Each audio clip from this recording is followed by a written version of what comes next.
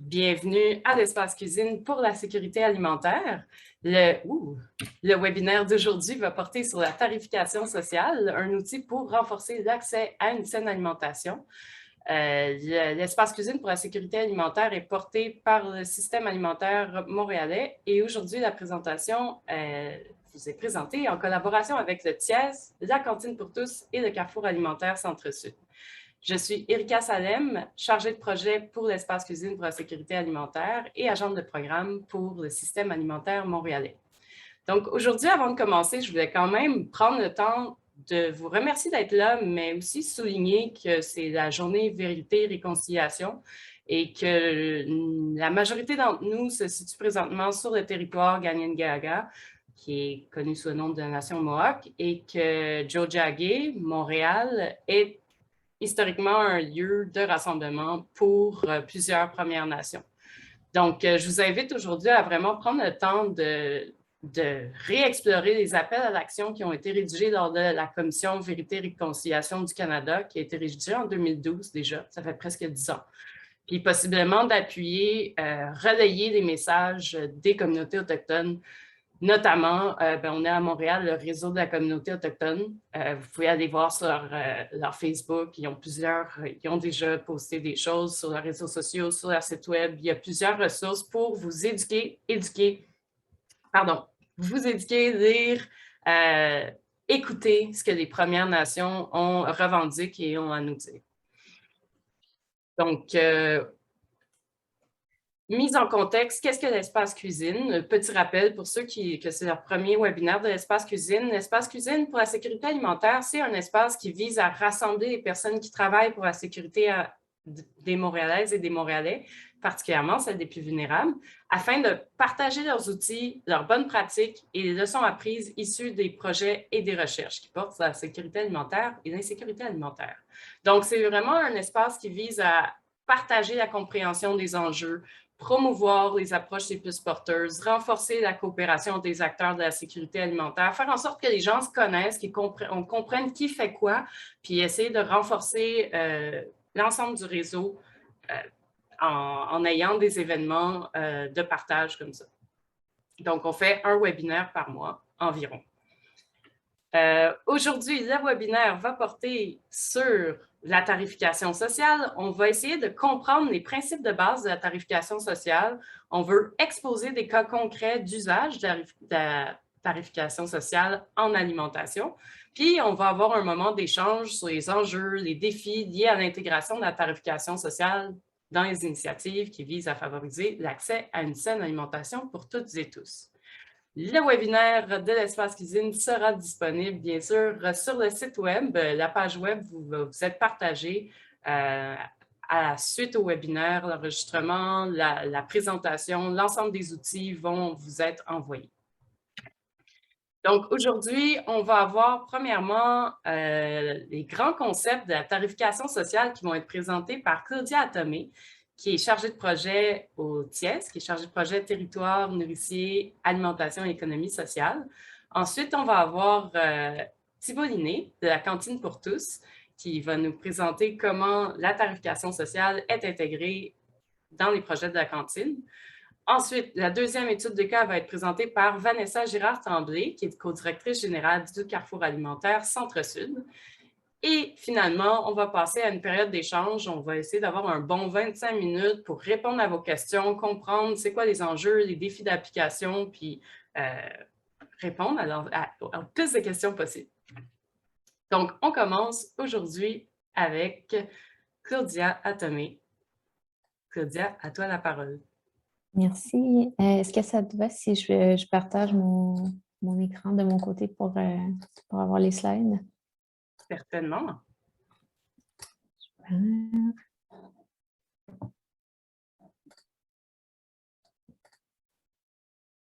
C'est désactivé.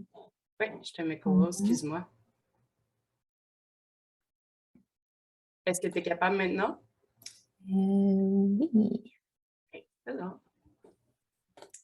Parfait. Est-ce que ça va comme ça? Vous voyez bien? Oui. Super. Merci Erika. Bienvenue tout le monde. Alors, petit mot sur le TIES pour celles et ceux qui ne connaîtraient pas. Le TIES veut contribuer au développement des territoires, donc à l'échelle du Québec, par la mobilisation de connaissances et le transfert de connaissances vers les entreprises d'économie sociale. Donc, on part du principe que les entreprises d'économie sociale au Québec contribuent à la démocratisation de l'économie et à la transition socio-écologique. Donc, on veut les soutenir pour qu'elles puissent être pérennes puis faire face aux défis, aux enjeux de société actuels. Donc, toutes nos activités visent à renforcer ces capacités-là. Donc, c'est pour ça, entre autres, qu'on s'est intéressé à la tarification sociale, qu'on voit vraiment comme une piste pour faciliter l'accès financier à une alimentation saine. Donc, on a fait une petite étude de cas avec 8 entreprises au Québec, entreprises d'économie sociale qui utilisent la tarification sociale, puis on a produit un guide que je vais vous partager à la fin, qui explique un peu c'est quoi les conditions de succès, c'est quoi les défis qui sont associés à cette pratique-là de la tarification sociale. Donc, ce que je vais présenter aujourd'hui, c'est vraiment c'est un aperçu très, très rapide, puis il y a beaucoup plus d'informations dans le guide. Je n'aurai pas le temps en 10 minutes de passer à travers tout ça, mais ça va vous être partagé à la fin pour aller voir. Donc, trois grandes choses que je vais vous partager aujourd'hui. D'une part, c'est qu'est-ce que la tarification sociale? Clarifier un peu c'est quoi le concept, comment on voit ça, c'est quoi les différents modèles, comment est-ce qu'on peut l'appliquer dans les différentes organisations et projets. Puis aussi, comment bâtir son modèle d'affaires pour intégrer cette pratique-là. Donc, ça affecte un peu toutes les dimensions d'une entreprise. Donc, comment est-ce qu'on s'assure de bien l'intégrer pour que ça soit viable et pérenne. Donc, voilà. Pour commencer, donc la tarification sociale, c'est un grand concept qui regroupe plusieurs systèmes tarifaires qui sont basés sur des principes d'équité sociale et économique. Donc, elle a pour but d'offrir un prix réduit aux personnes qui ne peuvent pas ou qui peuvent difficilement s'offrir certains biens ou services lorsque ceux-ci sont facturés aux tarifs pratiqués sur le marché. Donc, c'est vraiment le but de s'assurer que ces personnes-là puissent aussi avoir accès à des services ou des produits. Puis donc, on module finalement les prix qui sont sur le marché pour leur permettre cet accès-là. Pourquoi c'est intéressant, ou en tout cas le défi que ça amène d'utiliser cette technique-là ou cette stratégie-là, c'est que souvent, dans le milieu de l'économie sociale, l'enjeu, c'est d'avoir une mission sociale, un objectif social, mais aussi d'avoir une viabilité économique du projet ou de l'entreprise en même temps pour être capable de justement atteindre cet objectif social-là.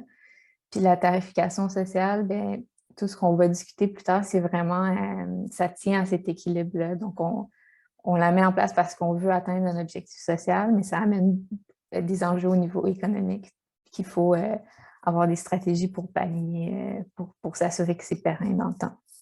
Donc, c'est ça, c'est vraiment c'est quelque chose à garder en tête, cet équilibre-là.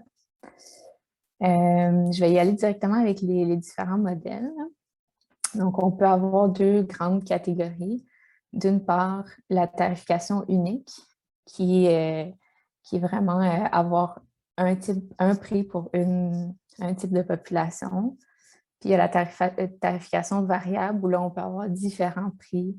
Les gens peuvent avoir des choix par rapport à ce qu'ils aimeraient payer pour un même service ou un même produit. Donc, du côté de la tarification unique, on a un système qui s'appelle la tarification ciblée. Donc, dans cela, c'est un groupe restreint qu'on vise. Donc, on peut viser, par exemple, des personnes qui ont des revenus en dessous d'un certain montant. Et puis là, on a une sorte de tarification pour un seul prix pour ces personnes-là. Donc, voilà, ça, c'est une façon de faire. Une autre façon, c'est la tarification proportionnée. Donc là, on est dans les variables. La tarification proportionnée peut fonctionner avec des paliers ou des pourcentages. Donc, on peut avoir, selon les critères choisis, par exemple, si on choisit le revenu, on peut avoir différents paliers de prix selon le type de revenu que la personne a. Ça peut être aussi des pourcentages de réduction sur un prix basé sur le revenu ou d'autres critères. Donc, c'est ça, c'est vraiment l'idée qu'on module selon les critères ou selon les caractéristiques des publics cibles. Puis un exemple de ça, c'est le marché solidaire Frontenac que Vanessa va détailler un petit peu plus tard.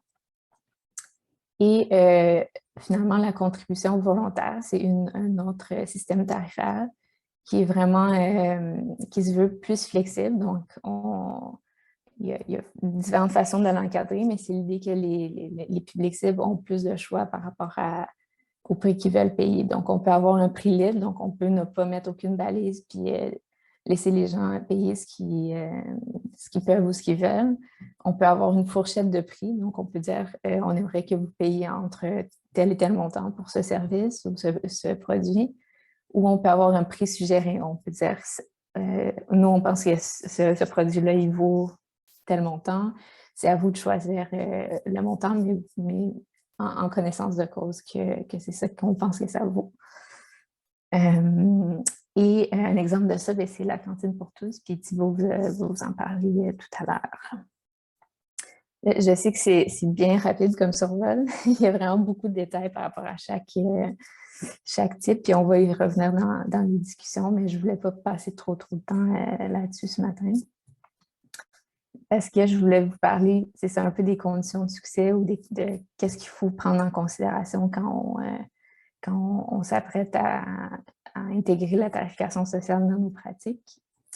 Donc, première chose, c'est vraiment d'évaluer la faisabilité du projet. Donc, est-ce que c'est possible d'intégrer cette pratique-là tout en étant que ça ne mette pas en danger finalement l'organisation, si elle est déjà existante ou bien qu'elle puisse être pérenne si elle n'existe pas déjà, puis on la crée, entre autres avec la tarification sociale. Donc, première chose vraiment importante, c'est de connaître son territoire. Donc, là où on veut appliquer cette pratique-là, de connaître les populations, les publics cibles qu'on veut cibler, les autres services et produits similaires qui sont offerts dans ce territoire-là. Après ça, c'est important de prévoir l'impact social, donc être vraiment clair par rapport à pourquoi est-ce qu'on applique cette tarification sociale-là, qu'est-ce qu'on veut accomplir avec ça. Puis de s'assurer que finalement les publics qu'on cible, ils sont réceptifs à ce genre de produits ou de services qu'on veut offrir, puis à cette démarche ou cette pratique de tarification sociale. Donc, qu'on diminue, par exemple, les risques qui sont associés à la stigmatisation des populations à qui on offre ce service-là à un prix réduit. Et évaluer les besoins plus techniques, financiers, humains, matériels. Donc, tout ça, c'est vraiment des choses qui sont importantes à regarder. Puis, je peux vous donner quelques exemples d'études. On peut faire des études de marché, des études de capacité organisationnelle et de ressources humaines. On peut faire des calculs du coût de revient, donc pour savoir c'est quoi le coût total pour produire le produit ou le service qu'on veut offrir. On peut faire des études d'impact social et environnemental. Donc, il y a plein de choses à regarder. C'est ça pour s'assurer d'une part, que l'impact social est là, puis d'autre part, que ça ne met pas en danger l'organisation. Je vous mets juste quelques exemples de ressources d'organisations qui soutiennent les entreprises d'économie sociale dans ces démarches-là. Puis vous aurez accès à ça plus tard, mais c'est juste pour vous dire qu'il y a des gens qui se connaissent dans ce genre d'études-là qui peuvent soutenir les projets. Et deuxième grande chose à considérer, c'est les principaux enjeux. Donc, d'une part, les revenus, le fait on offre quelque chose à un prix réduit, ça veut dire qu'on a moins de revenus pour l'organisation, puis ça peut mettre en péril l'organisation, mais il y a différentes façons de pallier à ça, notamment en diversifiant ses activités ou ses revenus, justement pour avoir des activités qui permettent de renflouer les caisses pour qu'on puisse finalement donner ce service ou ce produit-là à prix réduit. On peut aussi réduire les coûts de nos activités, notamment avec la mutualisation de ressources de toutes sortes, là, que ce soit technique, matériel, humaine. Donc, ça nous permet d'offrir le même service, mais avec moins de coûts associés. Un autre enjeu à considérer, c'est la gouvernance. Donc, une fois qu'on veut mettre en place quelque chose de différent dans notre organisation, une pratique différente, il faut s'assurer qu'on a les bonnes personnes autour de la table qui peuvent nous soutenir à intégrer cette pratique-là au niveau technique, mais aussi au niveau de la représentation des publics cibles, notamment si on veut offrir ce service-là à un certain public. C'est intéressant d'avoir des gens qui représentent ça dans la gouvernance de l'organisme pour s'assurer que le besoin est bien rempli ou qu'on vise le bon besoin. Et finalement, la communication. Donc, c'est sûr que c'est très central la façon qu'on communique sur ce produit ou ce service-là, comment est-ce que les publics cibles vont recevoir cette information-là puis cette offre-là. Dans le guide, on détaille un petit peu plus c'est quoi les défis, les pistes, mais en gros, c'est vraiment avoir une communication qui est efficace pour les différents publics, surtout si on a une variété de publics qu'on veut rejoindre. Il faut s'assurer de bien comprendre leurs besoins puis avoir des stratégies différentes de communication pour les publics cibles. Voilà pour les enjeux. Je vais finir sur une petite liste d'organisations qui appliquent la tarification sociale en alimentation. C'est celle qu'on a utilisée, c'est qu'on a interviewée pour l'étude de cas qu'on a fait pour le guide. Et je les mets là parce que le guide, il est très large. On parle de grands principes. Mais si on veut parler justement de l'opérationnalisation de ces pratiques-là, c'est vraiment intéressant de pouvoir parler à des gens qui l'ont essayé, qui l'ont testé. Puis c'est pour ça, entre autres, qu'on fait le webinaire aujourd'hui avec la cantine et le marché solidaire Frontenac. Comme ça, on va pouvoir discuter vraiment de qu'est-ce que ça implique concrètement là, de mettre ça en place. Mais n'hésitez pas à contacter ces organisations-là pour en discuter plus, puis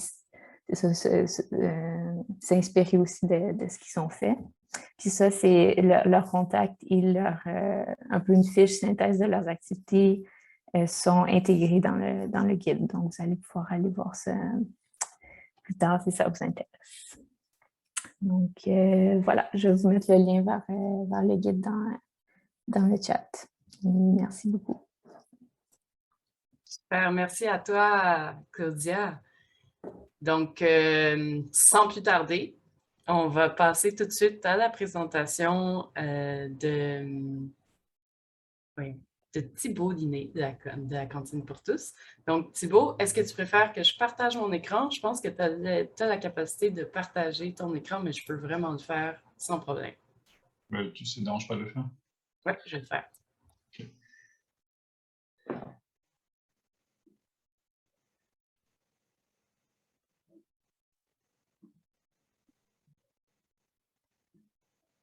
Pardon, ça va pas être long.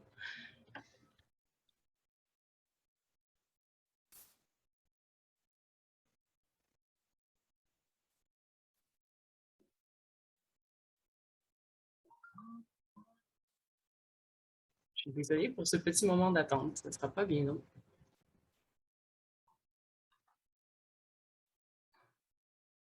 Est-ce que vous voyez le bon écran? Oui. Je ne suis pas sûre. Là, on voit YouTube. Ah non, c'est pas ça. OK, juste un instant.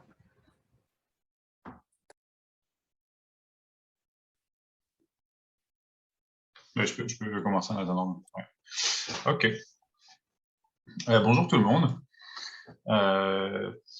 Aujourd'hui, on va vous parler de la cantine pour tous et plus particulièrement d'un des projets de la cantine pour tous qui s'appelle la cantine dans les écoles, qui utilise un mode de tarification sociale qui a été présenté par Claudia, qui a été introduit aussi par Claudia, qui est les contributions volontaires. Juste pour vous faire... pour vous expliquer un petit peu ce que c'est que la cantine pour tous. La cantine pour tous, c'est un réseau d'organismes, des OBNL ou des coopératives, qui font des repas à destination des populations vulnérables, en particulier les enfants et les aînés.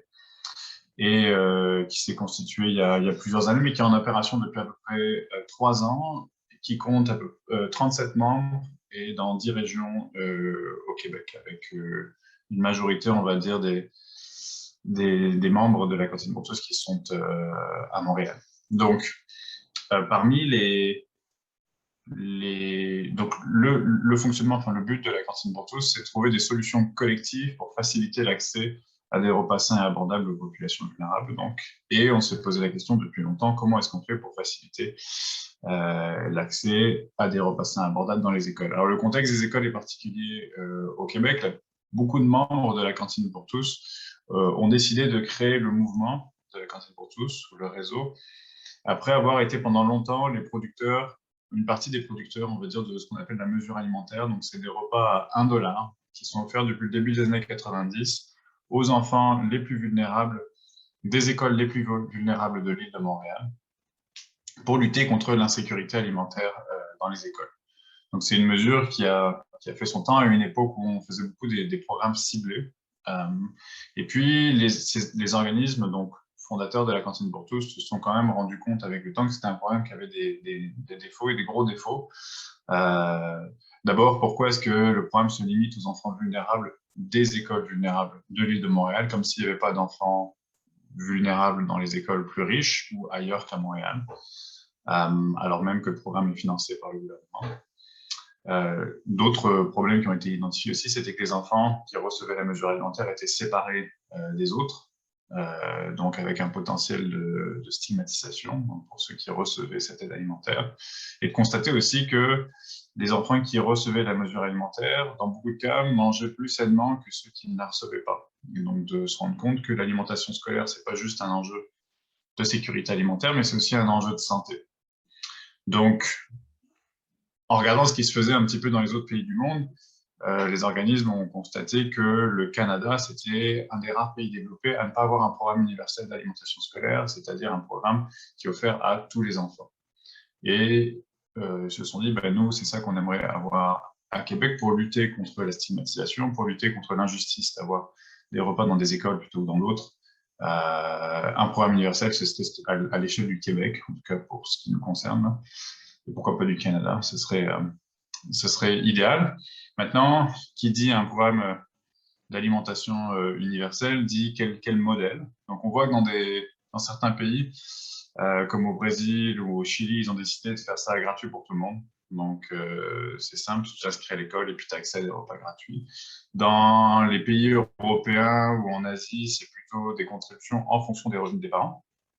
Et donc nous, il y a 3 ans. Donc les parents donnent leur déclaration de revenus et en fonction de leurs revenus, on les charge. Donc nous, on s'est posé la question au Québec de qu'est-ce qu'on veut faire comme modèle. Gratuit, on trouvait ça séduisant, pour tout le monde on trouvait ça séduisant, mais à l'échelle de notre réseau, on ne pensait pas avoir les moyens de pouvoir financer tout ça. Et puis, on avait aussi beaucoup de retours, d'expériences, de gens qui pensent que une contribution du client, même en tarification sociale, ça permet d'augmenter l'engagement, le sentiment de participer, de réduire le sentiment de vulnérabilité, on va dire, ou d'assistanat, j'aime pas trop ce mot-là, mais ça permet aussi, puisqu'il contribue, même si c'est une contribution minimum, d'avoir des exigences sur la qualité des services qui sont livrés. Donc ça, on pensait que c'était important aussi que nous, on soit redevable aux yeux des clients. Et puis en fait, on a vu que c'était un modèle qui marchait bien à Terre-Neuve depuis 25 ans. Puis on s'est dit, ben, quitte à commencer quelque part, ou avec un modèle, autant commencer avec celui-là, puisque de toute façon, il est très facile d'implémentation et il enlève certaines barrières à l'accès au programme, que sont par exemple les tâches administratives, l'effort administratif ou la gêne que peuvent avoir certains parents de partager leurs revenus. Il n'y a aucune barrière. Les gens peuvent... je vais vous montrer, on va vous expliquer un peu comment ça fonctionne, mais on voulait surtout faire tomber les barrières. Donc, si tu peux passer à la slide suivante, notre objectif, quand on a créé ce programme-là, c'était de garantir un accès universel, donc principalement un accès économique, mais aussi culturel et social universel, mais ça, on n'en parlera pas aujourd'hui. Permettre aux enfants de manger à leur faim, évidemment, garantir la non-stigmatisation. Donc nous, en tant que réseau, on pensait aussi que c'était important de s'appuyer sur l'expertise des organismes locaux. Il y a beaucoup d'organismes qui font déjà des interventions souvent ciblées dans les écoles pour l'alimentation scolaire, donc ils savent produire. Maintenant, c'est l'idée de changer de modèle et d'aller vers un modèle collectif à beaucoup plus grande échelle. Toujours évidemment avoir un programme qui permet de renforcer le lien entre les écoles et les organismes, avoir des standards de qualité uniformisés et avoir un programme et un modèle qui nous permet une mise à l'échelle donc au niveau de la province. En fait, on a fait un petit vidéo qui explique comment le programme fonctionne et qui vous montre un petit peu qu'est-ce que c'est que pour les parents que de faire une contribution volontaire pour avoir des repas pour leurs enfants. Mais avant de passer à la vidéo, Erika, on sait que l'alimentation scolaire, ce n'est pas un marché qui est nouveau. Hein. Il y a des traiteurs scolaires qui existent depuis très longtemps. Pourquoi est-ce que nous, on n'a pas décidé de juste... pourquoi la tarification sociale? On le voit et on le sait d'expérience que les écoles qui offrent un service de traiteur scolaire l'offrent au prix du marché, c'est-à-dire entre 5 et 7 $ par repas de midi. Et on le sait, nous, pour l'avoir vérifié aussi depuis 3 ans, que ça exclut vraiment les populations les plus vulnérables de ce service-là. Donc le but pour nous, c'était aussi de garantir un accès à ces services-là, à ceux qui avaient moins de moyens. Donc c'est ça. On peut, Erika, si tu veux, jouer le vidéo pour montrer un petit peu notre modèle.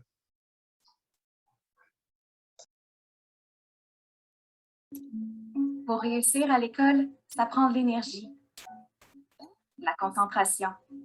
Et tout ça, ça commence par une saine alimentation. Pourtant, chaque midi au Québec, des milliers d'élèves du primaire n'ont pas la chance d'avoir un dîner sain et équilibré. En fait, 7 jeunes Québécois sur 10 ne consomment pas le nombre de portions de fruits et légumes recommandées chaque jour. Pour que la jeunesse d'ici réussisse, ça prend des programmes d'alimentation scolaire accessibles à tous.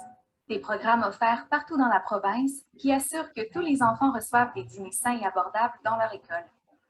Des programmes comme celui de la cantine pour tous. La cantine dans les écoles est le premier programme à vocation provinciale qui permet aux élèves des écoles participantes de recevoir les mêmes repas sains et abordables, peu importe le revenu de leurs parents. Comment ça fonctionne? Chaque parent commande le dîner de son enfant via la plateforme en ligne de la cantine pour tous. Le parent paie le dîner par une contribution confidentielle et volontaire selon ses moyens, jusqu'à un minimum de 1 $ par repas, qui est complété par la cantine pour tous. La commande est ensuite cuisinée et livrée à l'école par un traiteur social local, partenaire de la cantine pour tous. Rémunéré au prix juste, il peut alors maintenir ses activités dédiées à la communauté. Notre objectif? Favoriser l'égalité des chances en assurant à chaque enfant l'accès à une alimentation saine à l'école, quel que soit son milieu social. Parce que bien nourrir nos enfants, c'est nourrir l'avenir du Québec.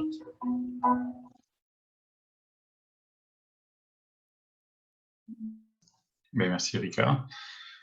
Donc, en somme, où est-ce qu'on en est, juste pour vous donner... Hop, tu peux passer à la diapo suivante. Donc, en somme, où est-ce qu'on en est aujourd'hui? Donc, donc, en 3 ans, on est passé dans 26 écoles pour offrir le service à peu près 10 000 élèves. Il y a 7 organismes producteurs dans 5 régions. Je vais passer un peu plus très rapidement là-dessus, si tu veux bien, Erika, si tu peux passer à la diapo suivante. Donc nous, l'avantage de ce modèle-là, j'en ai parlé, c'était plus facile à implémenter. Ça tient compte aussi, c'était très intéressant pour nous, de l'évolution de la situation économique des participants dans le temps. Ça se peut qu'il y ait des... On l'a vu d'abord au moment de la crise, qu'il y a eu des gens qui ont été brutalement plongés dans la précarité. La contribution volontaire se fait à chaque commande, donc c'est très souple. C'est toujours confidentiel, c'est stigmatisant. Et c'était un point qui était important aussi pour nous, c'est que même si nous, la cantine pour tous reçoit des contributions des parents, on complète la contribution des parents, comme le dit la vidéo, pour pouvoir payer les traiteurs membres au juste prix qui leur permet de couvrir leurs dépenses. Donc, par contre, ce n'est pas un programme qui vient sans défi, on a pas mal de défis. des grosses questions qu'on se pose, hein, évidemment. C'est un programme et puis c'était une de nos peurs au début, mais qui a très vulnérable financièrement. Combien est-ce que les parents, est-ce qu'ils vont donner? Est-ce que les parents vont donner moins dans le temps, vont donner plus? Quelle va être leur participation? Une école où il y a 100% des enfants qui participent coûte 2 fois plus cher pour nous, hein, qu'une école où il y a 50% des enfants qui participent. Donc, il y a comme une espèce de tension entre plus ça marche et plus ça nous coûte cher. Bien expliquer le mode. Donc, la tarification sociale, en l'occurrence les contributions volontaires, c'est un peu nouveau pour beaucoup de monde. Ne comprennent pas toujours nécessairement comment ça fonctionne. Donc, c'est de trouver les moyens pour bien expliquer comment ça fonctionne, pourquoi est-ce qu'on fait ça, trouver le mot juste, parler dans toutes les langues qu'il faut, s'il faut, pour faire passer le message. On n'a pas de moyens en faisant la contribution volontaire et sans réclamer les revenus des parents de savoir en fait qui donne quoi. On sait combien de personnes donnent combien, mais on ne sait pas si c'est les personnes plus vulnérables qui donnent moins, les personnes moins vulnérables qui donnent plus. Donc, on manque un petit peu de visibilité là-dessus qu'on aimerait avoir, mais de recueillir ces informations-là, c'est un petit peu aller à l'encontre d'une philosophie d'origine qui était de ne pas poser de questions aux parents et de leur faire confiance. Et ensuite, on avait d'autres projets qui, si nous, on reçoit des contributions volontaires qui peuvent varier dans le temps, le prix qu'on paye au producteur, lui, il est fixe, il ne varie pas dans le temps. Comment est-ce qu'on fait donc pour trouver le juste prix pour que d'abord les traiteurs s'y retrouvent et puis pour que nous, on s'y retrouve aussi, évidemment. Parce que les traiteurs ont aussi une augmentation des coûts, souvent qu'il y a la main-d'œuvre ou l'augmentation des prix des denrées, par exemple. Comment est-ce que, si les contributions n'augmentent pas, comment est-ce qu'on fait, nous, pour travailler avec les traiteurs pour qu'ils puissent encore être rémunérés au juste prix? Dans les défis, il y a aussi d'autres barrières économiques que l'achat du repas. La surveillance du midi dans les écoles, ceux qui n'ont pas d'enfants, coûte de l'argent. C'est en général autour de 3,50 €, 4,50 €. Donc, juste pour faire surveiller son enfant midi, les gens qui sont les plus vulnérables, même si on leur donne des repas à 1 $, parce que nous, on a décidé de mettre un minimum, évidemment, de 1 $, comme vous l'avez vu dans la vidéo. Même si on donne un minimum de 1 $, il faut quand même payer la surveillance du midi. Donc, ça, c'est une barrière à l'entrée qui n'est pas alimentaire. Et puis aussi, est-ce que le modèle, il est viable à grande échelle? Donc, nous, on ne se cache pas d'avoir envie d'avoir un programme universel dans toutes les écoles du Québec. Est-ce que la contribution volontaire fonctionnerait à l'échelle de la province? On ne sait pas exactement. On passerait de 26 écoles à 1700 écoles. C'est plus du tout la même chose. Et on se pose des questions et on réfléchit d'ores et déjà, d'ailleurs, avec le TIES, à voir si à un moment donné, il ne faudra pas faire évoluer notre modèle de la contribution volontaire vers peut-être un autre modèle de tarification sociale. Donc voilà, je pense que j'ai un petit peu dépassé mon temps, donc je vais m'arrêter là. C'est parfait, merci Thibault. On va tout de suite, il y a des questions qui commencent à apparaître dans le chat, mais on va les garder pour la période d'échange. Mais n'hésitez pas à continuer à inscrire vos questions pour Thibault et la cantine pour tous. On va y revenir. Donc, on va tout de suite passer à l'intervention de Vanessa Girard-Tremblay, qui est co-directrice générale du Carrefour alimentaire Centre-Sud. Vanessa, est-ce que tu es à l'aise que je partage pour toi la présentation ou tu préfères le faire toi-même? Non, c'est bon, Erika, tu peux y aller. Coué, tout le monde, bonjour. Merci Thibault d'avoir partagé l'exemple de la cantine. Pour moi, je trouve ça très inspirant malgré les défis. Puis merci Claudia pour la mise en bouche. C'est toujours intéressant de réfléchir plus largement et d'avoir des exemples concrets. Ce matin, je voulais commencer par une reconnaissance territoriale. Le Carrefour reconnaît qu'on est présentement, nous, à Montréal, en territoire non cédé. Et puis, on reconnaît que il y a eu énormément de conséquences au colonialisme et beaucoup d'erreurs du passé. Donc, aujourd'hui, plus précisément, là, on souhaite prendre un moment pour vous encourager à en apprendre sur l'histoire des peuples autochtones et soutenir la résistance là, à travers l'île de la Tortue qui est connue sous le nom de Canada aujourd'hui. Vous avez quelques petites suggestions à la prochaine diapositive. Si jamais vous avez envie de lire ou d'en apprendre davantage, de regarder un film, des fois, c'est les petits gestes qui comptent, mais se mettre en contact avec la culture, c'est vraiment primordial et c'est super important. Alors voilà, c'était ma mise en bouche. Maintenant, aujourd'hui, je suis là pour vous parler du modèle participatif et de la tarification sociale du marché solidaire Frontenac. Le marché solidaire Frontenac est un programme du Carrefour alimentaire Centre-Sud Le Carrefour alimentaire Centre-Sud a pour mission de rendre les aliments sains accessibles à tous, tout en soutenant le développement d'un système alimentaire local, durable et écologique. Puis la question qui tue, c'est comment on arrive à faire ça? De plusieurs façons, en fait. Notre mission se décline en 3 volets. En fait, améliorer l'accès à des aliments sains à travers les jardins, les cuisines collectives, le marché solidaire Frontenac, mais aussi la carte proximité, qui est un projet régional de coupons alimentaires. On fait aussi ça en développant l'autonomie alimentaire des citoyens et citoyennes par l'acquisition de compétences en cuisine et au jardin. On est convaincus, en fait, que les gens savent cuisiner, souvent que c'est une question de manque de ressources pour pouvoir bien se nourrir. Donc, on voit nos activités en cuisine comme une façon d'apprendre de nouvelles recettes, de partager notre connaissance, de grandir collectivement et non comme une occasion d'apprendre aux personnes comment cuisiner. Et la dernière façon dont on accomplit notre mission est vraiment en faisant du plaidoyer, en fait, en regroupant les citoyens et citoyennes, en se posant des bonnes questions, en demandant aux différents paliers de gouvernement d'agir et de défendre le droit à l'alimentation, notamment.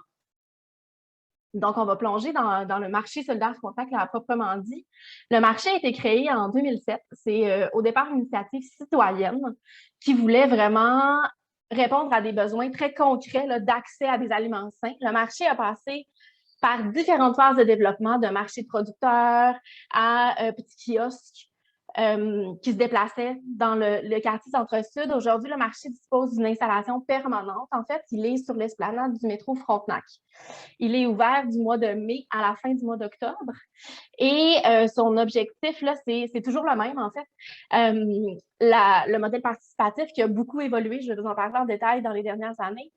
Puis l'approvisionnement en circuit court, réduire au maximum la chaîne d'intervenants, donc s'approvisionner directement chez les petits producteurs. Et la justice sociale, toutes les valeurs sociales du marché pour s'assurer que les produits qui sont disponibles sont de qualité et sont sains et sains pour tous. L'an dernier, Erika, tu peux changer de... Ouais. L'an dernier, on a revu complètement le modèle de tarification sociale. L'intention derrière ça, c'était d'avoir une façon de rejoindre les bonnes personnes, en fait. Brièvement, là, ce que je peux dire là-dessus, c'est qu'avant, en fait, le marché avait des rabais systématiques un peu à tout le monde, à tous ses membres, en fait. Puis là, on s'est dit, tantôt, on parlait de viabilité économique, là, ça a été soulevé par Claudia et Thibault. Bien, ça, c'était comme une faille de notre système. Le rabais était systématiquement offert à tout le monde et qu'il y avait une fragilité économique parce qu'on octroyait un rabais à n'importe qui, que la personne ait besoin de soutien ou non. Donc, l'année passée, on a refondu complètement notre modèle pour réfléchir plus en profondeur à comment on peut articuler ça pour que ça fasse du sens et qu'on rejoigne les personnes qui ont vraiment besoin d'un soutien économique pour accéder à la nourriture. Donc, il y a comme 2 grandes catégories. Tout le monde doit être membre du Carrefour alimentaire Centre-Sud pour faire partie de ce beau modèle-là. Et la première question qu'on se pose, c'est est-ce que la personne qui est membre du Carrefour a besoin d'aide pour acheter des aliments en quantité et en qualité suffisante pour sa famille? Si la réponse à cette question, c'est non, moi, je suis capable de répondre à mes besoins alimentaires à ceux de ma famille, je ne coupe jamais dans la qualité des aliments que j'achète, la personne n'a aucun rabais au marché solidaire Frontenac, puis elle est même encouragée à faire un don à l'organisme, un don d'adhésion parce que le membership est gratuit pour soutenir les activités de l'organisme. Si une autre personne à la même question répond « moi, j'ai vraiment de la misère parfois, rarement, souvent, à me nourrir convenablement ou à acheter des aliments en quantité suffisante et qualité adéquate pour moi et mon ménage », cette personne a automatiquement un rabais de 10% sur ses achats. Puis là, la deuxième couche, c'est toute la question de participation. Là. Le marché solidaire Frontenac, peu d'employés, repose donc sur un modèle bénévole, d'implication bénévole. Et quand la personne s'engage à faire un 4 heures de bénévolat par mois pour aider avec les opérations du marché, en fait, très concrètement, elle reçoit un 10% supplémentaire qu'elle souffre d'insécurité alimentaire ou non. Donc, c'est un incitatif, en fait, pour permettre aux gens de s'impliquer, de contribuer au marché, puis de rendre le marché un lieu de rassemblement dynamique qui est vraiment accessible et axé sur les besoins des citoyens et citoyennes de notre quartier. Donc, si, pour faire un cas de figure, là, si moi, je souffre d'insécurité alimentaire, j'ai besoin d'aide pour me nourrir et j'ai le temps dans mon horaire et la disponibilité pour faire un 4 heures de bénévolat par mois, j'ai un rabais de 20 sur mes achats qui est appliqué directement. Si on passe à la prochaine slide, là, je vous ai décortiqué ça pour savoir concrètement comment ça se passe quand une nouvelle personne se présente au marché Frontenac. Donc, on doit d'abord devenir membre. Ça, on fait ça avec des tablettes au marché. Les gens sont accueillis par nos bénévoles, par les employés du marché. Donc, on demande aux gens de remplir un petit formulaire. C'est vraiment bref. L'idée, c'est vraiment pas de poser beaucoup de questions. C'est pas d'être invasif. Comme Thibaut disait, on veut être le moins stigmatisant possible. On veut être le plus inclusif possible. C'est vraiment au cœur des valeurs du marché solidaire Frontenac. Donc, la façon d'identifier le niveau de sécurité alimentaire, en fait, c'est une question toute simple qui demande « J'ai un budget suffisant pour acheter des aliments en quantité et en qualité suffisante pour mon ménage? » Si la réponse est parfois, rarement ou jamais, comme je vous disais, le rabais de 10 est systématiquement appliqué. Si la réponse est toujours, donc j'ai toujours un budget suffisant, il n'y a pas de rabais qui est offert. Ensuite, encore une fois, sur une plateforme, là, on peut le faire en ligne, à la maison ou au marché avec l'appui du personnel, bien, on peut s'inscrire à un corps de bénévolat de 4 heures par mois qui donne un rabais supplémentaire de 10 comme je vous disais. Puis quand on visite le marché, on fait nos achats, on donne notre nom à la caisse, ce qui nous donne accès à une fiche client, en fait. Et à chaque fiche client, un rabais ou non est associé. Donc, dans le fond, si moi, je vais faire mes achats aujourd'hui, que je suis un bénévole, je dis mon nom, Vanessa, on scanne les produits et automatiquement, le rabais est déduit de ma facture. Donc, ça permet, personne ne sait, la cliente en arrière de moi ne sait pas si j'ai un rabais ou non. L'employé, à la limite, ne s'en rend pas vraiment compte non plus. Donc, il y a vraiment peu ou très, très peu de stigmatisation qui est attachée au modèle. La prochaine slide. Il y a des avantages vraiment importants à ce modèle-là.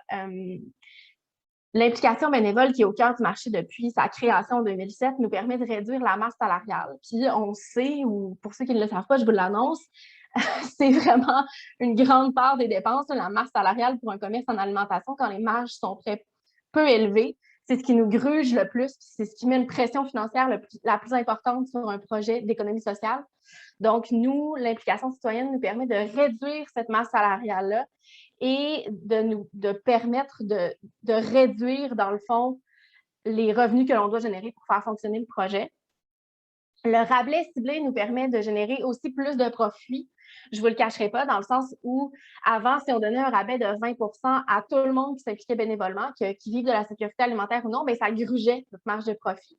Puis ça rendait la pérennité du projet difficile à envisager, ou ça faisait en sorte qu'on avait vraiment une certaine fragilité. Là, en ciblant les personnes qui vivent de l'insécurité alimentaire pour leur donner un rabais plus important, ça permet en fait de créer un lien de solidarité et de faire en sorte que les gens qui ont plus de revenus bien, paient le prix affiché et soutiennent le projet. C'est évidemment ces revenus-là ou ces profits quand il y en a, là, parce que c'est vraiment pas systématique et toutes les années. Il y a certaines difficultés à remplir notre mission parfois.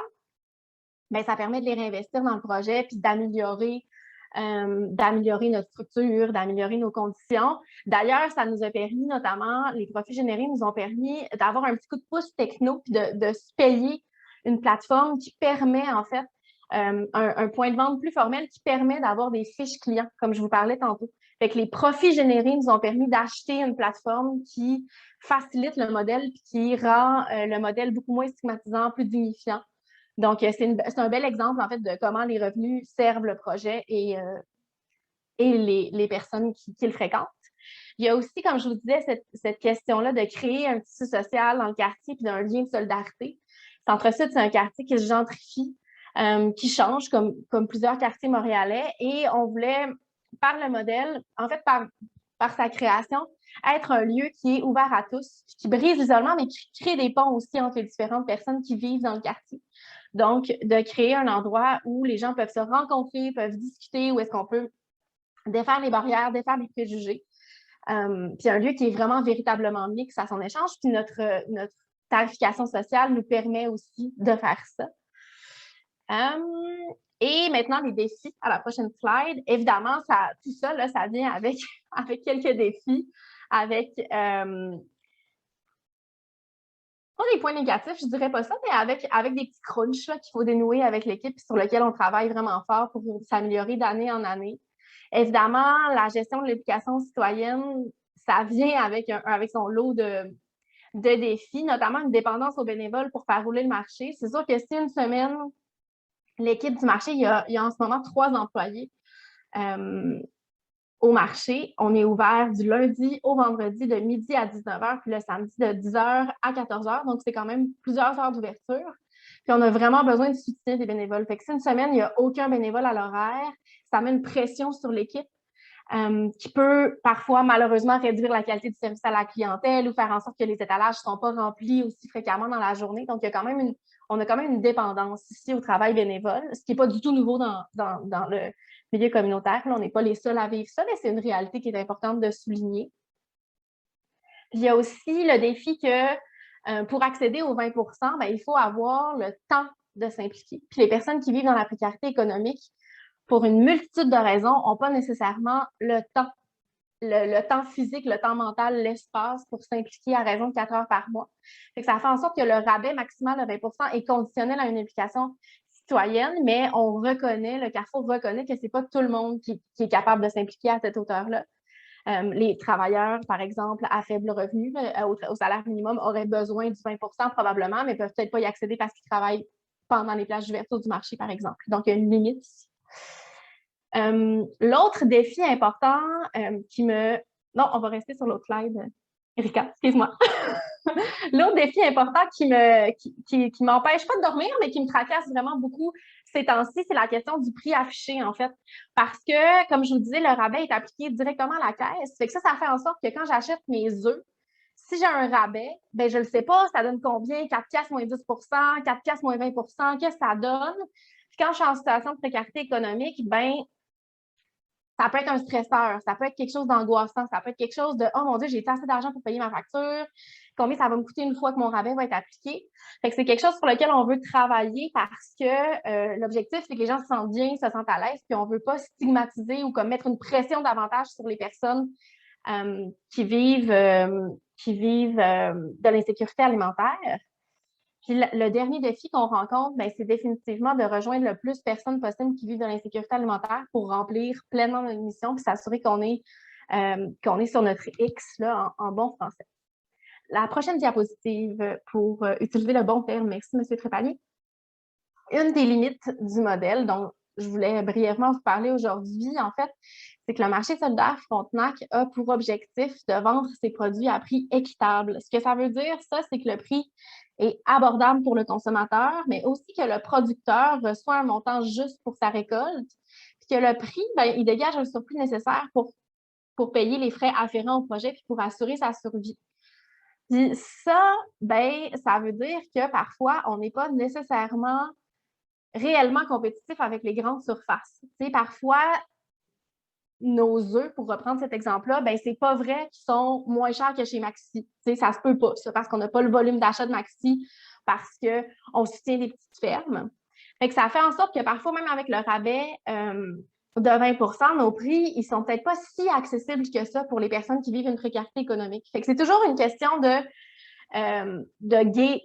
j'allais dire gager tout ça, mais c'est un bon anglicisme, de balancer tout ça puis de s'assurer que on ne demande pas à nos producteurs de nous vendre à prix qui n'est pas juste, leurs fruits et légumes, leur viande, tout ça, mais puis d'arriver à dégager un profit qui est suffisant pour faire fonctionner le projet, tout en gardant en tête que notre objectif ultime, c'est l'accessibilité.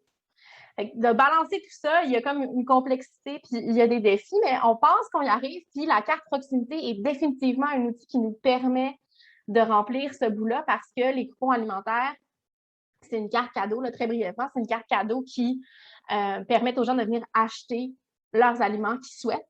Donc, ça permet de complètement enlever là, le frein économique puis de donner un réel pouvoir d'achat aux personnes qui vivent dans l'insécurité alimentaire. Le marché termine sa première année avec ce modèle-là. Tu peux passer à la dernière slide, Erika. Au 30 octobre, là, on ferme le marché pour la saison et on va rentrer en mode bilan. Donc, on va analyser, sonder nos clients, voir comment le modèle fonctionne, comment il répond à nos objectifs, puis est-ce que c'est le meilleur modèle possible pour notre prochain projet d'épicerie solidaire qui va ouvrir ses portes en 2022, donc très bientôt. On va voir est-ce qu'on utilise le même modèle que le marché Frontenac, est-ce qu'on va complètement ailleurs, qu'est-ce qu'on fait avec ça. Donc, on aura de l'analyse à faire, puis beaucoup de sondages aussi. Voilà. Merci tout le monde. Merci beaucoup, Vanessa, pour cette super présentation. Il y a plein de questions qui ont été posées qui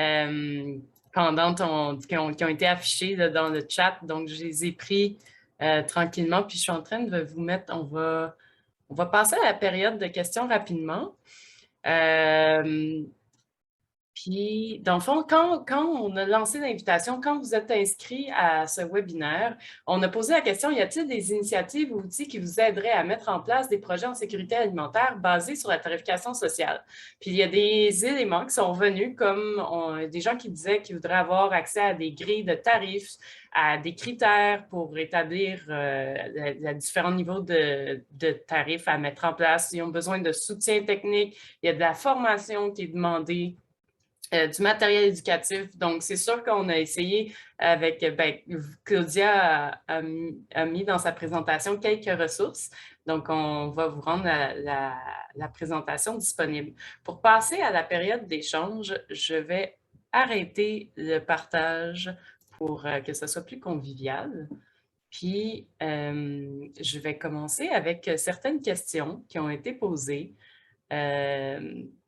Premièrement, on va commencer avec Thibaut.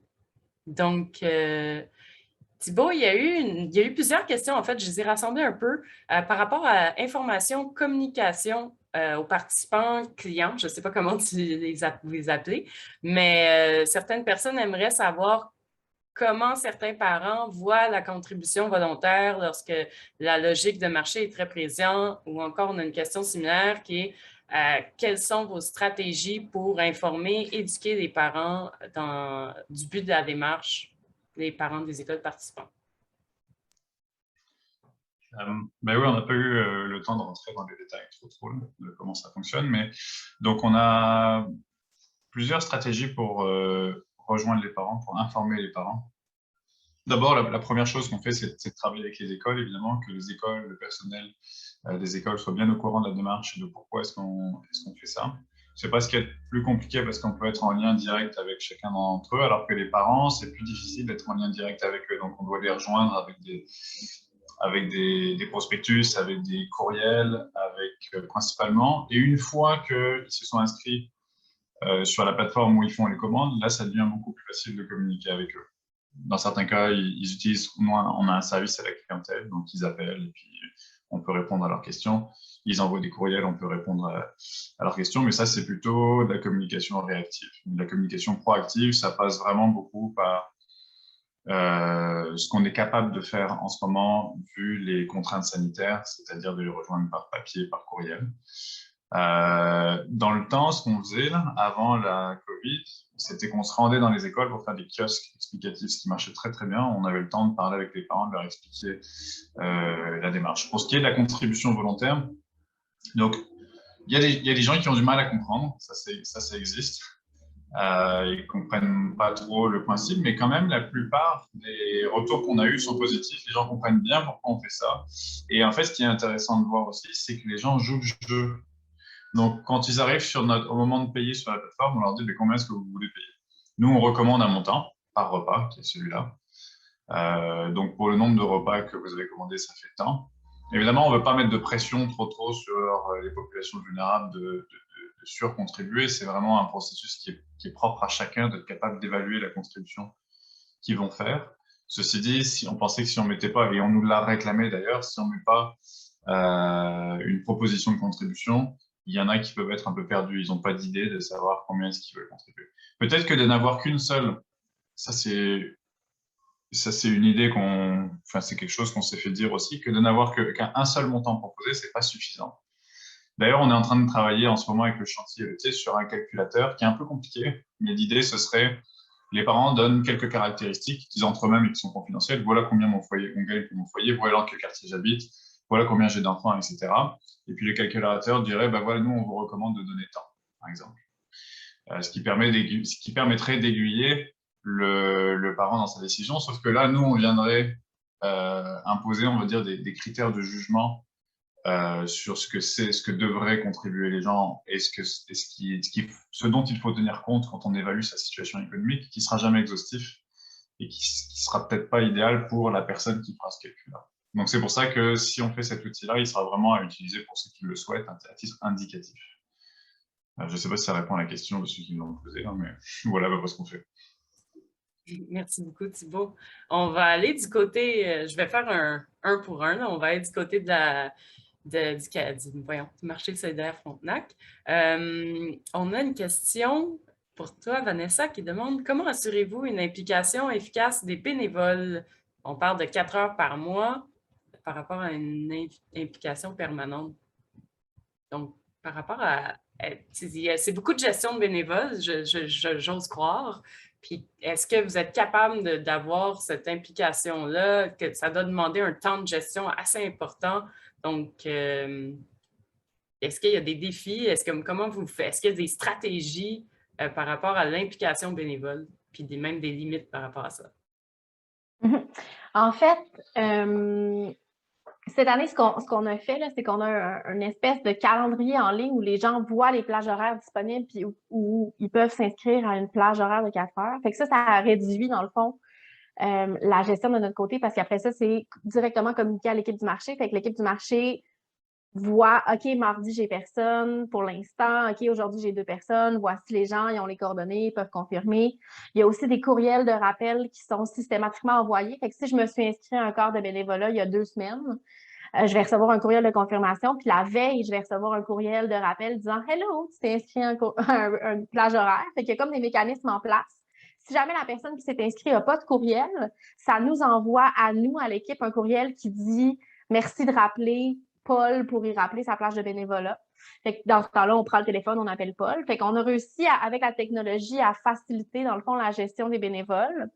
On a aussi des super bénévoles. Là. Il y a des gens qui sont plus disponibles. Fait qu'en fait, on a en plus une liste de gens qui disent « Ben moi, je reste pas loin, j'ai plus de disponibilité. Si vous avez un trou, vous pouvez m'appeler. » Fait que ça, c'est disponible au marché. L'équipe sait que si le matin, ils n'ont pas personne dans leur plage horaire, ben ils peuvent essayer d'appeler quelques personnes pour nous permettre de combler les trous aussi. Puis, on a également une grande équipe là, au Carrefour. On est maintenant une vingtaine d'employés. Chaque nouvel employé fait au moins une plage de bénévolat pour se sensibiliser au projet puis connaître le marché. Puis, souvent, quand l'équipe a besoin de plus de bénévoles, ben, on va à l'interne, là, on demande est-ce que quelqu'un est disponible cet après-midi pour nous donner un coup de main, tout ça. Fait qu'on on utilise plusieurs techniques pour se faciliter la vie puis réduire, en fait, la pression sur l'équipe. Cela étant dit, des fois, il y a des semaines où c'est vraiment difficile. Fait que dans ce temps-là, on fait une promotion dans notre infolette, on le rappelle à nos membres sur nos réseaux sociaux. Puis grosso modo, là, je vous dirais que ça se passe quand même plutôt bien parce qu'il y a vraiment des gens qui veulent se dégourdir les pattes, qui sont disponibles plus souvent, qui s'inscrivent une fois par semaine, qui ont vraiment envie de s'impliquer plus souvent. Fait que le balancement de tout ça nous permet d'arriver à un équilibre quand même assez impressionnant, puis une certaine stabilité au niveau de l'implication bénévole.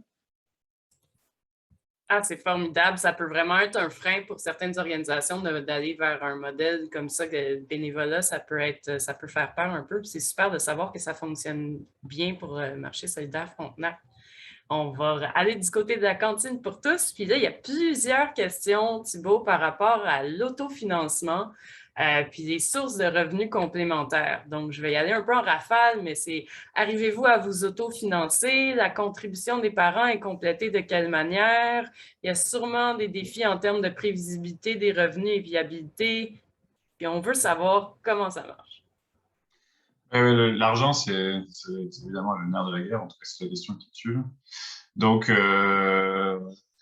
alors la première question, c'est non, ça ne s'autofinance pas. C'est-à-dire qu'il y avait eu des théories à une époque qui pensaient que les parents nantis pouvaient contribuer plus pour compenser on va dire des repas plus abordables pour ceux qui sont plus vulnérables. Il y a eu des tests qui ont été faits.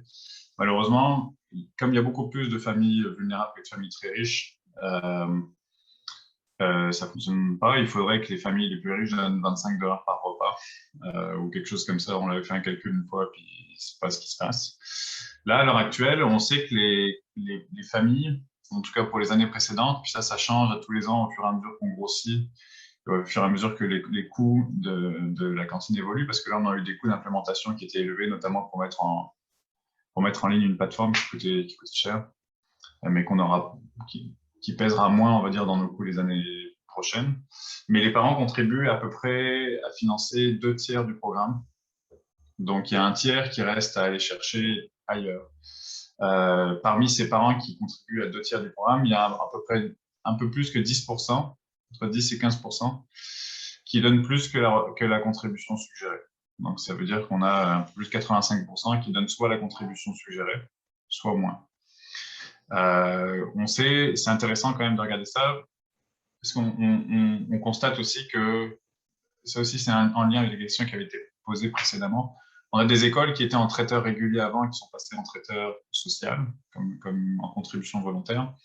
Et on a vu une augmentation la participation a été multipliée par 3 dans cette école-là, qui, selon nous, est quand même une illustration que la barrière économique est un frein à l'achat de repas dans les écoles, pour toutes sortes de raisons, hein. On l'espère bonnes, peut-être parfois mauvaises. L'argent du dernier tiers, d'où est-ce qu'il vient? Le dernier tiers qui sert à financer le programme, d'où est-ce qu'il vient? Pour l'instant, nous, on a misé sur des partenariats privés-publics, donc privés avec des fondations, principalement, publics, le ministère de l'Éducation a contribué aussi, la ville de Montréal a contribué aussi, et c'est un des rôles de la cantine pour tous dans ses fonctions centralisatrices, on va dire. Donc la production et la distribution est décentralisée avec les membres de la cantine pour tous, mais le financement est centralisé à la cantine pour tous. Donc nous, on mutualise les efforts pour aller chercher sous différentes formes possibles les montants qui serviraient à compléter un programme qui, de ce qu'on a pu voir, est fondamentalement déficitaire. Il n'y a pas vraiment de moyen à grande échelle de rendre ça viable sans apport extérieur. Donc après, on fait attention aussi à d'où vient l'argent, parce qu'il ne faudrait pas qu'il y ait des grosses industries bioalimentaires qui tentent d'influencer évidemment ce genre de programme au fur et à mesure qu'il grossit là. Mais donc voilà, c'est partenariat public-privé. Et puis il y a aussi, qu'on n'a pas compté dans les contributions des parents, il y a des parents qui font des dons aussi.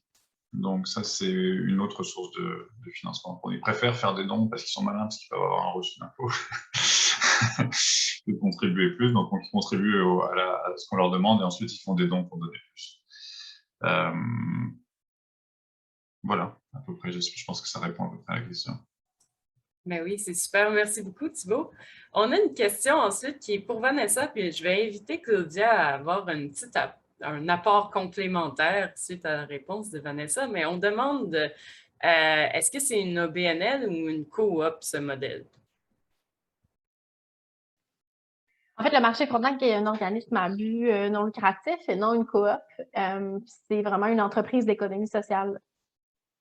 Donc, le marché Frontenac est une entité là, à part entière qui n'a qu'un projet pour l'instant, le marché Frontenac, qui est un projet d'économie sociale. Je ne sais pas, Claudia, si tu avais justement... Ben, je veux dire, est-ce qu'il y a d'autres modèles? Est-ce qu'il y a des coops qui appliquent la tarification sociale? Est-ce que, dans le fond, en général, est-ce que c'est surtout des OBNL? Je pense que ce qu'on a... étant donné que c'est pas moi qui ai fait l'étude, je vais juste jeter un coup d'œil, mais je pense que c'est... Ouais, toutes les organisations qu'on a vues, c'est des OBNL, sauf une qui était privée, qui était dans le domaine de la santé. Mais sinon, c'est ça, je pense que si on n'en a pas trouvé des coops, ça veut dire qu'il y en a peut-être moins au Québec qui utilisent la tarification sociale. OK, super, merci. Donc, on va revenir à la cantine.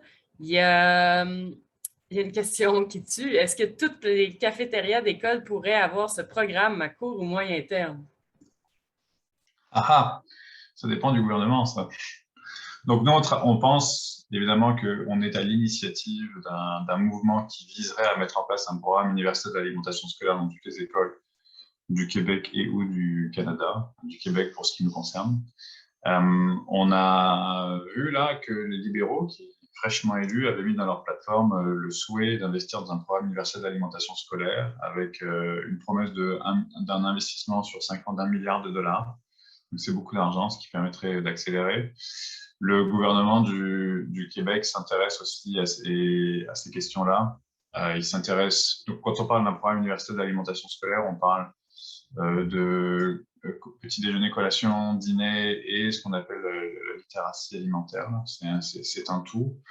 Donc, nous, on aimerait bien, évidemment, que le modèle de la cantine pour tous puisse petit à petit être implémenté dans toutes les écoles, en commençant par le primaire, parce que nous, en tout cas, ce qui nous concerne, c'est notre domaine d'expertise et les contraintes ne sont pas les mêmes qu'au secondaire. Au secondaire, il y a assez souvent des cafétérias avec des concessions, avec des contrats à long terme. Ça fonctionne un petit peu différemment, mais pourquoi pas aller tester le modèle de contribution volontaire dans certaines écoles secondaires aussi, puis voir si c'est extrapolable. Et puis nous, on travaille très fort pour qu'il y ait un programme universel d'alimentation scolaire dans toutes les écoles. Et puis comme je l'ai dit tout à l'heure, est-ce que la contribution volontaire, c'est le meilleur modèle pour un programme qui serait hautement financé par le public, par exemple? Peut-être pas. Peut-être que ça aurait été le modèle de tarification sociale qui aura permis de lancer le mouvement et qu'à un moment donné, on va évoluer vers un autre mode de tarification sociale qui permettra de l'asseoir à l'échelle de la province. Une petite question, Thibaut, ça fait combien de temps que la cantine pour tous roule? Donc là, on en est à notre 3e année d'exercice. On a commencé avec 3 écoles. Il y a 3 rentrées scolaires, 15 écoles l'année dernière, 26 cette année. Donc, on aimerait bien, nous, on n'a pas pu embarquer toutes les écoles qu'on voulait, faute de financement, évidemment, parce que tous les ans, il faut trouver du financement pour les écoles qui ont déjà embarqué, puis pour les nouvelles. Donc, on travaille fort là-dessus. Et puis, nous aussi, on a besoin de construire une équipe et travailler avec nos membres pour qu'on soit capable d'en prendre plus, là. Donc, on continue à développer ça. Et puis là, je vois une question. Est-ce qu'on pourrait considérer que les écoles, entre guillemets, plus riches, on puisse augmenter le minimum à 5 $? Le problème, c'est qu'il y a des populations vulnérables dans toutes les écoles, même dans les écoles riches. Donc là, on a un problème, et puis c'est un des problèmes qu'on essaye de régler. Donc, ce qui pourrait être fait dans certaines écoles plus riches, c'est peut-être affecter ou modifier, altérer un petit peu la façon dont on communique sur le programme, mais on n'est pas très sûr. Et en fait, on ne sait pas parce que toutes les écoles, les 26 écoles avec lesquelles on travaille ont un indice de défavorisation très élevé pour l'instant. Et c'est un test qu'on voudrait faire d'aller dans des écoles moins défavorisées pour voir comment ça fonctionne et puis même voir si ça peut augmenter la moyenne des contributions des parents sur tout le bassin des écoles. Ça pourrait avoir un impact sur le financement à long terme. Super. On va y aller, le temps avance, c'est super intéressant de vous écouter. Je pense qu'on va y aller avec une dernière question double pour Vanessa. On demande, avez-vous trouvé des pistes de solutions pour rejoindre les personnes plus défavorisées? Puis la demi-question, ça va être la carte proximité, est-ce que ça donne accès seulement à des produits locaux? Est-ce que ça s'inscrit dans la même perspective que le marché? Comment ça fonctionne?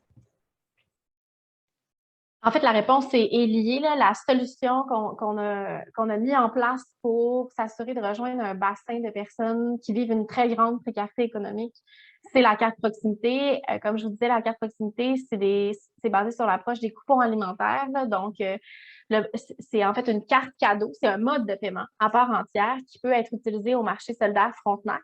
Les gens, fait qu'à la place de payer avec leur carte de débit, payent avec leur carte proximité où un montant est versé mensuellement selon la taille du ménage du mois de juillet au mois d'octobre.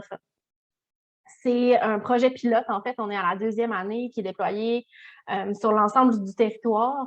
Donc, il y a plusieurs marchés, plus de 1200 ménages, là, si je ne m'abuse, qui ont reçu une carte proximité et qui peuvent l'utiliser, notamment au marché solidaire Frontenac. Mais il y a le marché anti-quartier-ville, il y a les marchés Bonne Bouffe du Dépôt, il y a Amabé dans l'ouest de l'île. Il y a une panoplie de marchés situés partout sur l'île où la carte peut être utilisée comme un mode de paiement.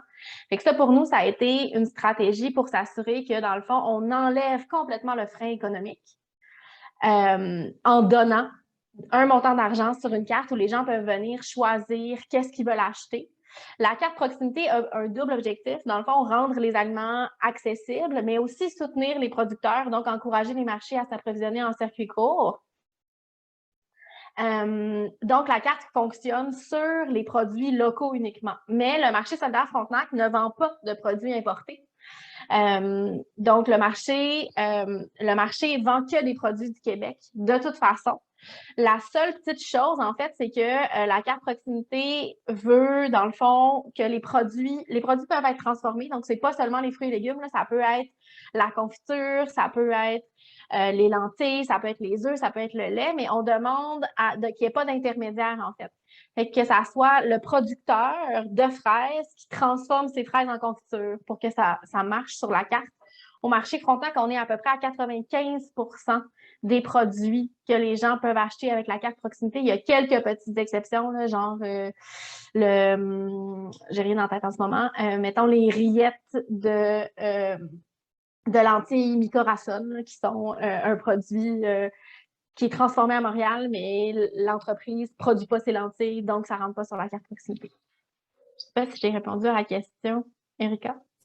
Oui, quand même, vraiment. Puis là, le temps avance, mais on veut quand même interpeller les gens dans la salle, puis n'hésitez pas à ouvrir vos micros, mais on voudrait savoir s'il y a des gens dans la salle qui ont testé ou qui planifient tester la tarification sociale dans leur projet. Puis je ne sais pas si vous voulez lever la main, puis si déjà juste en levant la main, ça nous permettrait de voir s'il y a pas mal de personnes qui comptent se lancer avec la tarification sociale. Oh, il y a un pouce, il y a une main levée, 2, 3 mains levées. Je vois du monde dans leurs écrans qui lèvent la main. OK, super. Est-ce que, oui, aujourd'hui, il y a des gens qui se lancent aujourd'hui avec la tarification sociale. Donc, je ne sais pas, Claudia, si tu avais des questions, quelque chose, on voulait poser cette question, mais... Oui, je ne sais pas si on a le temps, mais s'il y a des gens qui ont déjà vécu des défis ou qui veulent partager un petit peu comment ils ont tenté d'appliquer ça. Mais peut-être, je ne sais pas, peut-être une ou deux personnes si on n'a pas beaucoup de temps. Je te laisse gérer le temps, Erika. Mais j'étais curieuse aussi de voir où on en est dans d'autres projets. Moi, je pense que très rapidement, ça serait intéressant d'explorer. Je vais y aller je sais pas, très au hasard. Là. Je vois Annie Vidal qui a son doigt levé, donc j'y vais comme ça. On est curieux de savoir qu'est-ce que vous allez mettre en place. Votre micro est fermé.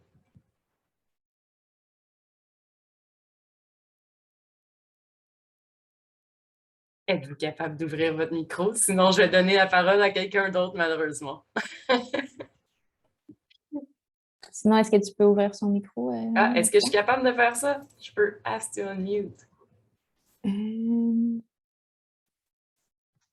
Voilà. OK. Nous, on a tenté, c'est les petits marchés de la Chine et on offre des produits bio, locaux. Et cette année, cette saison, à 50% produits directement dans des jardins de production de la Chine.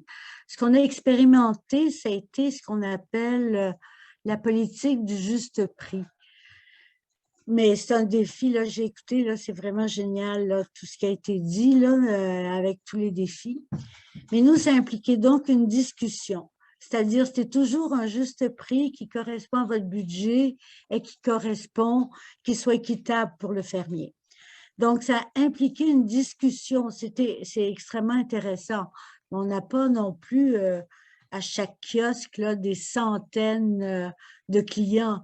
Donc, ça nous permet de discuter et de faire de l'éducation. C'est donc, on y va au cas à cas. Donc, la personne, je veux dire, selon son budget, c'est jamais arrivé qu'on a refusé une proposition de prix. Elle nous propose un prix qu'elle veut payer et on accepte. Donc, toujours la possibilité de négocier. Super. C'est parfait. Merci beaucoup pour votre intervention. Je vais devoir respecter mon temps pour ne pas abuser des gens présents, mais je vais repartager rapidement mon écran pour bien terminer tout ça. Et puis, j'espère que vous voyez bien. Voilà, je voudrais prendre le temps vraiment de remercier Claudia, Thibault, puis Vanessa du TIES, la Cantine pour tous, puis Carrefour Alimentaire Centre-Sud pour votre participation aujourd'hui au webinaire. Ça a été vraiment grâce à votre participation qu'on a pu avoir vraiment un webinaire super intéressant sur la tarification sociale. Puis j'espère que ça va inspirer plusieurs personnes qui étaient présentes aujourd'hui à aller de l'avant puis à tester ce modèle-là. On veut remercier bien sûr la Fondation Lucie-André Chagnon, Centraide, la Fondation du Grand Montréal et l'Institut alimentaire populaire pour leur appui à l'espace cuisine pour la sécurité alimentaire.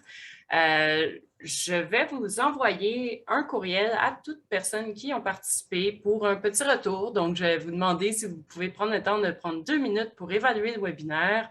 Et puis, on va vous rajouter sur notre liste d'envoi pour les invitations au prochain webinaire. La thématique est en train de se confirmer, mais il y a plusieurs possibilités. Puis, si vous avez des idées, des suggestions, des éléments à partager, des connaissances, des recherches, on est là vraiment pour aller de l'avant avec des thématiques qui vous intéressent. On veut que ce soit votre espace de partage. Donc, n'hésitez pas à m'écrire, donc à esalem@Montréal Métropole en Santé.